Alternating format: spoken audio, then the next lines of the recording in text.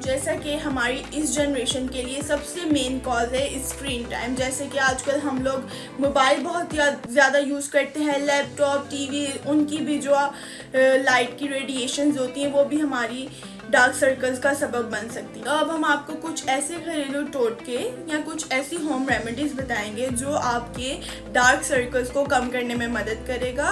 और इससे आपको बहुत ज़्यादा हेल्प मिलेगी। तो आपने इन टोटकों पर ज़रूर अमल करना है। सबसे पहला टोटका ये है कि घर में जितनी भी मौजूद सब्जियां या चाय की जो टी बैग्स होते हैं वो लेकर आपने फ्रिज में रख देने हैं और वो जब अच्छी तरह ठंडे हो जाएं तो आपने 10 से 15 मिनट रोज़ अपनी आंखों के ऊपर रखना है, जिससे आपकी आंखों को बहुत रिलीफ मिलेगा